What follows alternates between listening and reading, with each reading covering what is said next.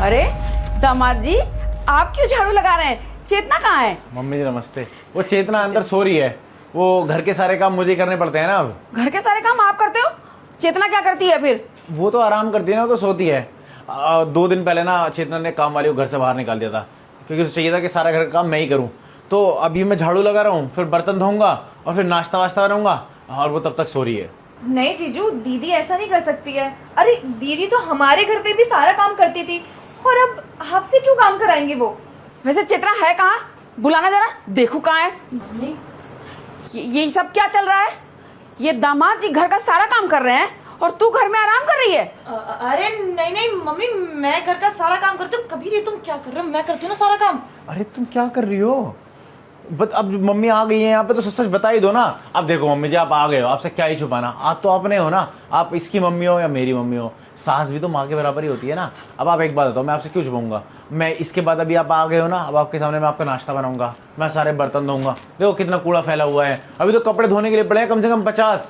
पिछले 1 महीने से इसने कपड़े नहीं धोने दिए काम वाली को। अब उसके बाद अब मैं जाऊंगा, सारे कपड़े धोऊंगा। वो तो अच्छा, आज आप आगे, आप देखोगे ना आपका दामाद खुद कपड़े धो रहा है, खुद बर्तन धो रहा है, खुद झाड़ू लगा रहा है, तो आपके लिए कितनी फक्र की बात है। ये ऐसे ही बोलती है मुझे। चेतना, ये सब क्या चल रहा है?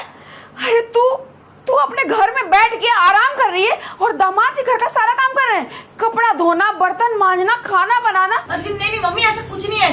वो मैंने ना काम वाली को निकाल दिया था, वो बहुत चिक चिक करती थी, लेकिन घर के सारे काम मैं करती हूँ। वो आज मेरे सर में दर्द था तो मैं थोड़ी देर लेट गई।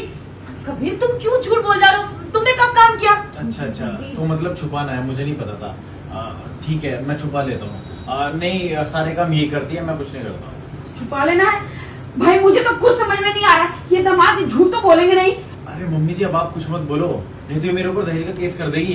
एक्चुअली क्या है ना, इसने बोला है अगर मैंने इसकी बात नहीं मानी, घर के सारे काम नहीं करे, दहेज का केस कर देगी। मेरे माँ बाप को पहले ही घर से निकाल चुकी है, अब वो हमारे साथ थोड़े रहते हैं। आपको बताया नहीं इसने कि मेरे मम्मी पापा, मतलब इसके सास ससुर अब घर पे नहीं रहते? अरे नहीं मम्मी, ये ना बकवास कर रहे हैं, और मेरा घर का मैटर आप इसमें मत पढ़ो। घर का मैटर है? घर वालों को बाहर भेज दिया और कह रही है घर का मैटर है। क्या घर संभाला तूने? सही कह रहा हूँ मैं, ये बिल्कुल सच बात है। एक्चुअली क्या है ना, इससे हमें दब के रहना पड़ता है, क्योंकि इसने बोला हुआ है कि अगर हमने इसकी बात नहीं मानी तो झूठा दहेज का केस लगा देगी और मारपीट का केस लगाएगी।